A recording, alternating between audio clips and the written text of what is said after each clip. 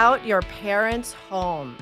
Yes, that task can be as heavy as it sounds, but it doesn't have to be. I know firsthand the stress of doing this task because I did 3 homes in 4 years, and it was quite a lot. It was my childhood home, my aunts, and my in-laws. So I have been through this experience, and I wish I had known my next guest before I embarked on those journeys. And you will be so glad to hear from her today. So welcome back to the Empowered Homeowner. I am Beth Allen, your host, licensed contractor, DIY expert, and educator. And I am so excited today to talk to Marlene Stocks. Thank you for inviting me. I'm just so happy you are here. Marlene is the founder and owner of STS Senior Transition Services. And what she does is helps families in a remarkable way. So welcome, Marlene. Thank you. Thank you. Can you tell us a little bit about what STS, Senior Transition Services, does and how you got started? We got started, my husband and I started this company 17 years ago.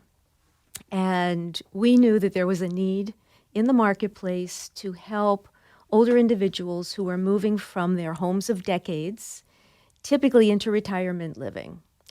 And we know that moving is a difficult process. We know it's emotional. We know it's time-consuming, and it's daunting. And when you're older, it's just even more difficult. So knowing that some of our potential clients would not necessarily have children to help them, we thought this would be a great way to give something back to the community. So this is how we all got started. And it's been, 17 years? 17 years. We've served over 1,500 clients, and some of them, many of them, multiple times, which is always flattering when we get called back a second time to help when a loved one needs even more care and needs to move into perhaps personal care or into memory care from their independent living apartment. Okay, so you were able to move through many stages with seniors. So it's not just that one and done. So you can help them move from home to senior community and then again downsizing within the community. That's right. Okay. That's right, because that often does happen. That's why we often move into retirement communities, because we recognize that our needs for care will likely change as we age. And communities in this area, and there are many of them, so we have lots of choices, lots of options, will offer those different types of care. And that way, you're already in the facility, within the community, and now you're just moving where you need more care. And that means changing an apartment typically. So again, you're going a little bit smaller each time and selecting the things that you really need in that phase of your life. Yeah, we did that with my aunt. My aunt went from, a 1-bedroom in the city to a 2-bedroom in the retirement community. So all her things looked lovely and more space. But then within 6 months, she moved from the 2-bedroom to personal care for 3 days and then to memory. So we literally at one point, over I think a week's time, she had possessions in 3 different rooms across this community. And it was just crazy of moving all of these things. So one of the things that you and I have talked about beforehand is not waiting until that move is imminent. And we have weeks to deal with this. So my question is, what can some of us who are in our 50s and 60s be doing now to alleviate some of that burden on our children and our nieces and nephews later? Well, you're looking for the excess. You want to remove the excess. And we have lots of excess in our lives. We have attics that are overflowing. We've got garages and basements that are overflowing. And we have stuff that we use in certain periods of our life. So if you're no longer into camping, for example, then maybe it's time to find a new home for all the camping equipment. Or maybe your hobbies have changed. So you want to stay kind of focused in the period of life that you're in and say, these other things are superfluous. So let's find a good home for those things, either by passing them on to your family or friends, or maybe selling them if it's possible, or donating them, or maybe you just have to discard them just to open up your home a little bit. Yeah, you and I have talked about that process of clearing out and the emotional connection and the emotional trauma that this whole parting with our items brings, because our items are very much our personalization and how we identify. And, when you have a collection of X, Y, or Z, it's because those things were of meaning to you. So how do you support families and seniors in particular, the client in particular, in getting rid of the things and not bursting their bubble of memories? And that's the difficult part, because you're right, Beth. This is all very emotional. When we're working with our clients, we can see how they are attached to certain things, and we don't always know why. And it doesn't matter why, just to recognize that this is important to them for some very special reason. And we have to validate that. We're not looking to strip people of their memories.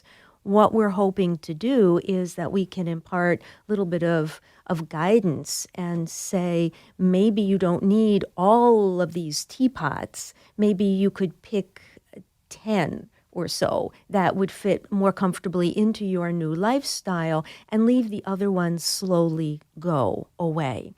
But what's important is that they feel empowered.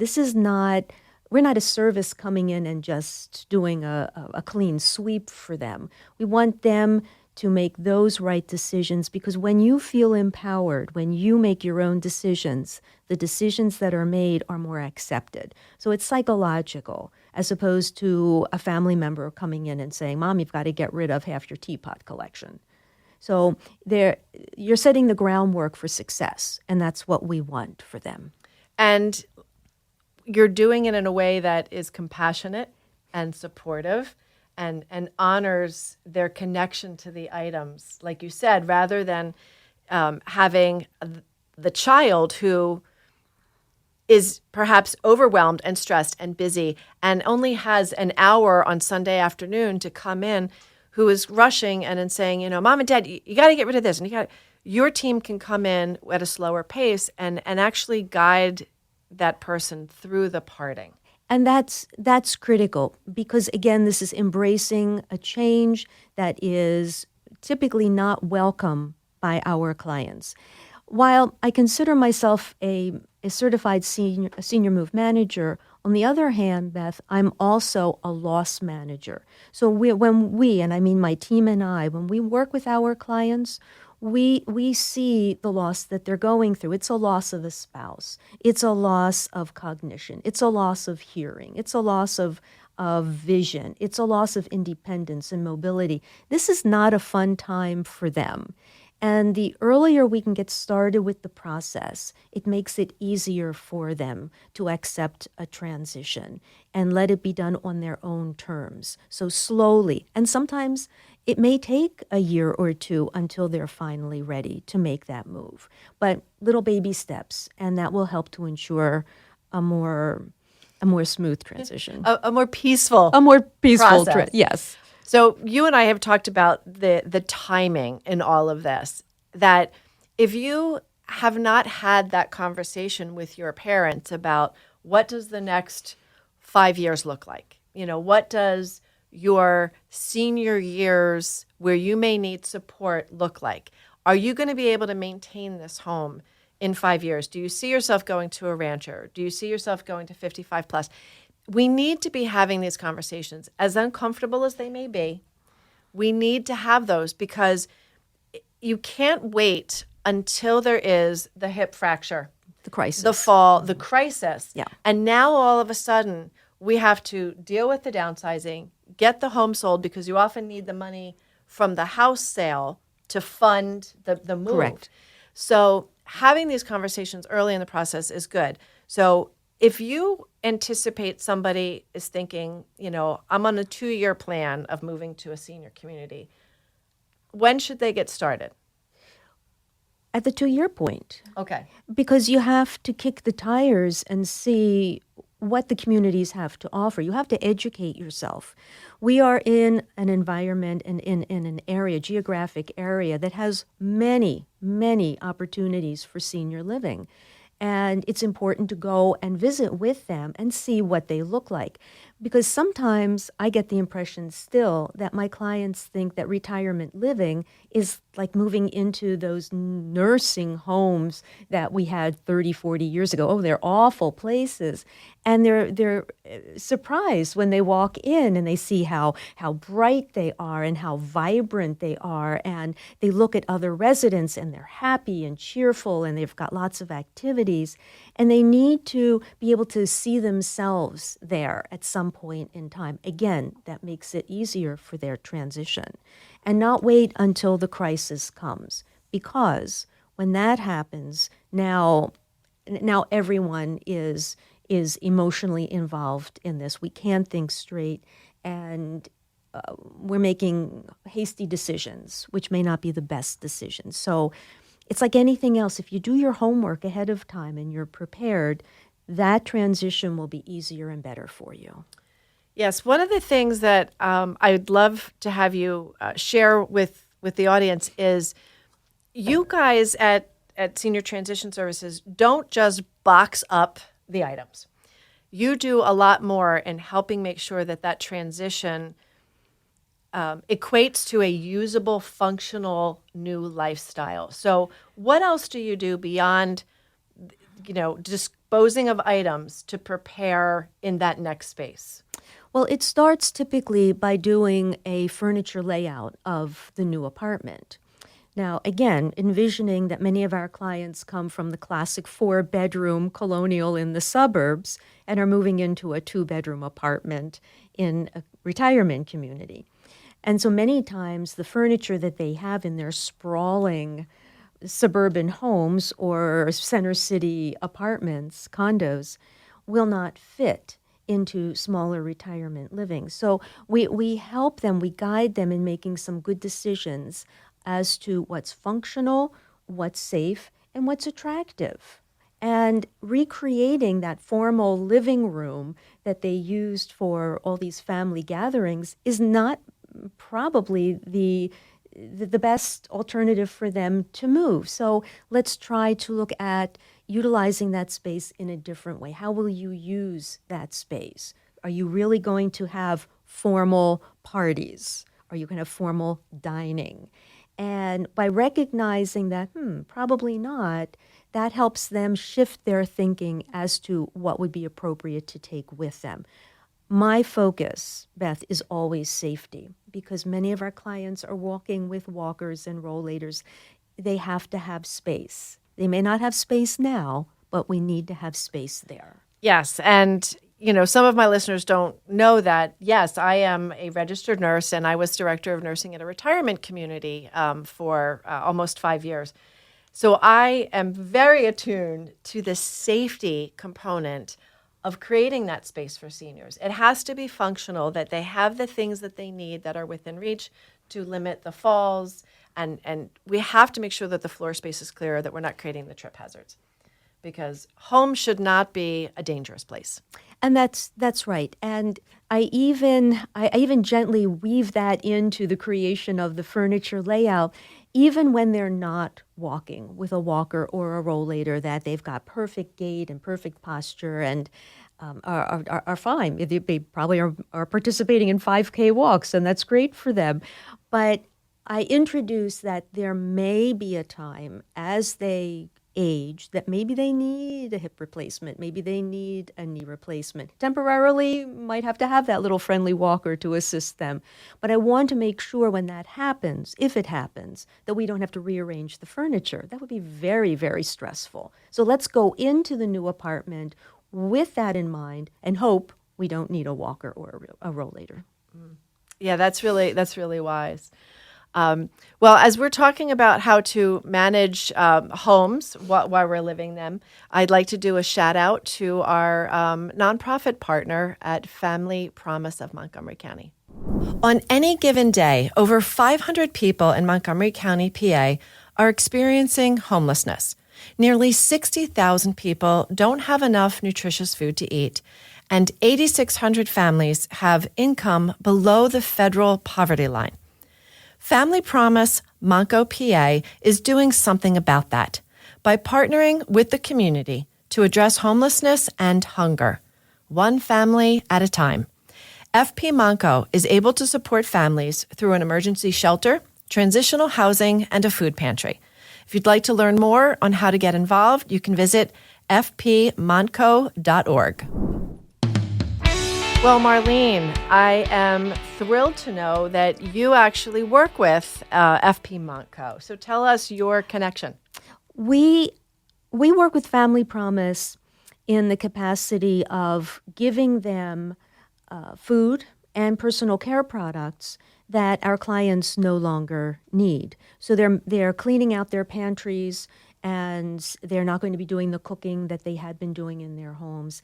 So we often find unexpired, unopened food and personal care products that they no longer need. So we collect them, and through my church, Resurrection Lutheran Church in Horsham, we take the food and the products there, and then they have a mechanism of transferring them then to Family Promise. So I'm happy that they're one of the charities that you support as well. Oh, that's wonderful. Yeah, there is such an opportunity when we are clearing out these homes to repurpose so many items. And, like you said, from toiletries that are unopened to the pantry goods. And not only that, it's dishes, it's linens, dog shelters will take linens and towels and they'll use them in their shelters. So there are so many ways. Marlene, what are some of the tricks and the hacks that your team has used in dealing with, I don't want to say the disposal, but the reassignment of these goods, from clothes to books, to the tools? Like, what are some of the tricks on finding a new home for these?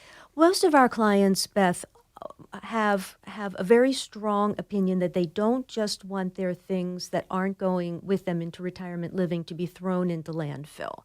They said, please, let's find a good home for these things. And that's what we feel empowered to do for them. Sometimes we're able to put them into touch with estate liquidators and auctioneers so they can sell certain things that their family doesn't want. We help them with donations to animal shelters. Especially if they're a pet owner, they can really resonate with that. We like to get their books into libraries. So libraries use them for fundraising activities to benefit the library. I had an opportunity not too long ago. I took 30 wigs to the Asplund Cancer Center of Abington Jeff Hospital, and they have a wig bank.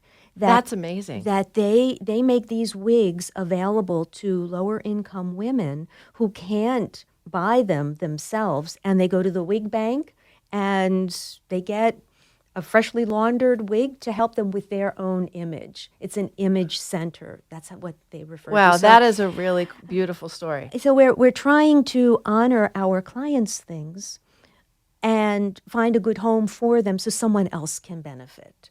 And that's where thrift shops also come in handy for us. So dishes and clothing and shoes and books and furniture can live on in somebody else's home. Right. Between thrift stores, Facebook Marketplace, like you said, a very specialty service like the Cancer Center. Yeah. Things have new life. And our clients resonate with that kind of generosity. They want to give things away. And when you say, this is what we're going to do with your things, Mrs. Smith, are you in agreement? It's like, oh my gosh, yes, this is wonderful. Just keep it out of landfill. Yeah, that's wonderful. You and I had chatted the other day about all of the china that generation has and the special things. And you had such a powerful tip that really hit home to me, so much so that I actually got out my linen napkins on the weekend and I use them. So tell us your tip for that lady who's just, I love my special things. How do I use them again? We encounter this all the time, Beth. Thanks for bringing that up. Our clients come from a generation of being grand hostesses for family events and holidays. And they set a beautiful table. They've got the linens, they've got the china, they've got the stemware, and they associate themselves as being these hostesses with the mostess that will cater to these family events. And unfortunately, many of those items that they've used are relegated to the china closet or to the server and haven't been used in years because they don't do the formal dining anymore. And those things are only used for formal occasions. So I try to interject something a little bit different for their thinking. Sometimes I'm successful, sometimes I'm not. But the idea is, why not make every day a special occasion? Why not use your Lennox or your Limoges or your Wedgwood as your everyday dishes in retirement living? Take a place setting of 4, maybe 6 if you're a couple, and use those dishes every day. Use your Waterford every day. Use your linen napkins every day. Make every day a special occasion. And sit down at a table, and even if you're having scrambled eggs on the Wedgwood, who cares?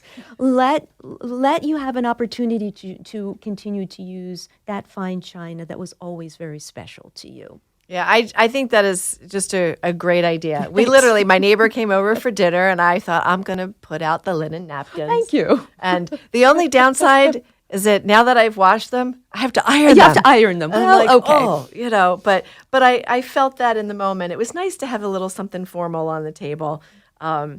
So what do you do with the family dynamics when you have the children that gather? And some of the children want to hold on to this.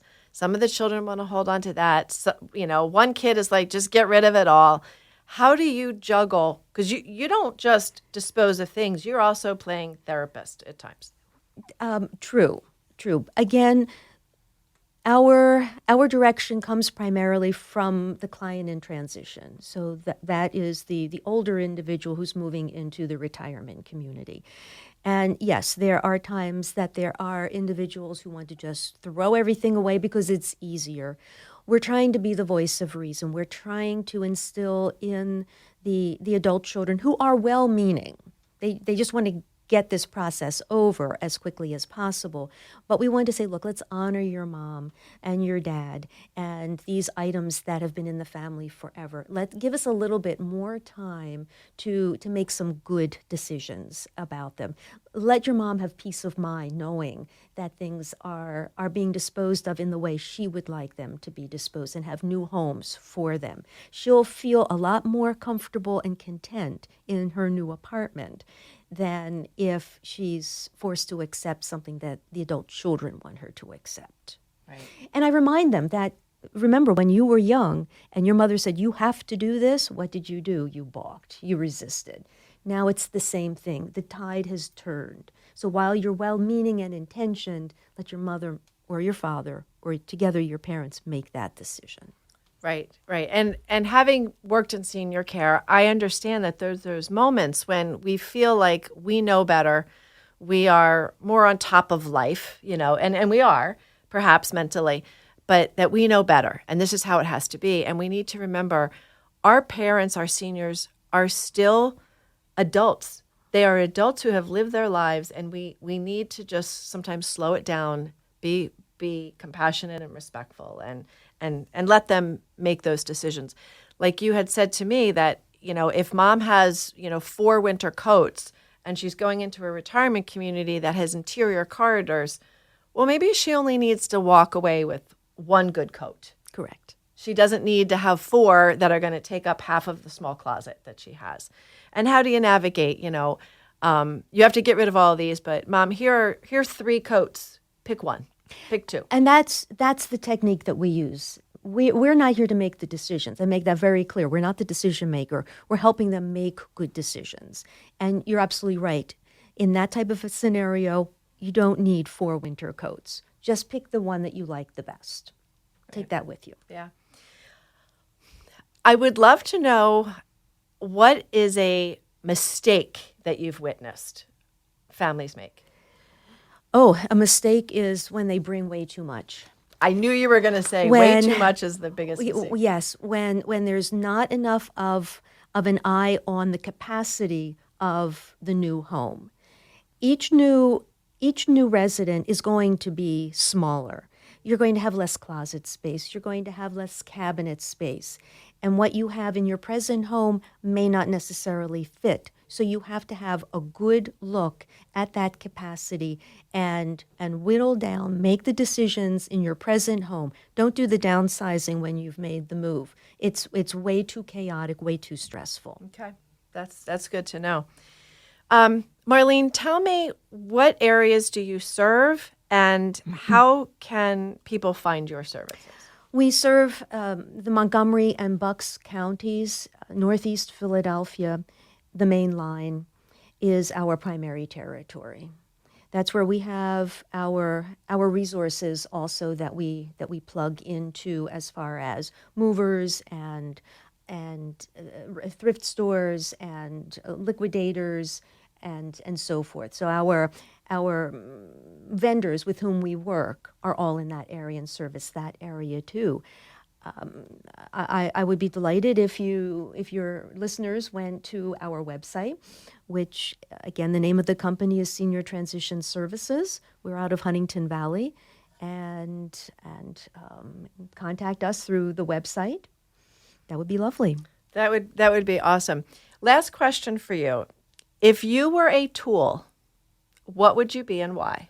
If I were a tool? A tool. If I were a tool, oh my goodness. I would be a polisher. Because what we are doing for our clients is to polish things up for them. They're living right now in a lot of chaos. Let's polish this all up. Let's make this sparkly. Let's make this inviting, so when they settle into retirement living, that they feel comfortable and not feel like they are making a bad mistake. Yeah. I see that polisher role is, you bring positivity. Thank you. And I see that in everything that you do and every interaction I have. You always find a way to look at things in the most positive light. And I think that is a real gift, and I know that you must pass that on to your team. And I think it's a wonderful service that you provide for families and for seniors. And like I said, I wish I had known about you sooner, and I'm happy that folks are going to know about you now. So as we wrap up, I remind everyone every week that doing it yourself doesn't mean doing it alone, and services like Marlene's are available to help you.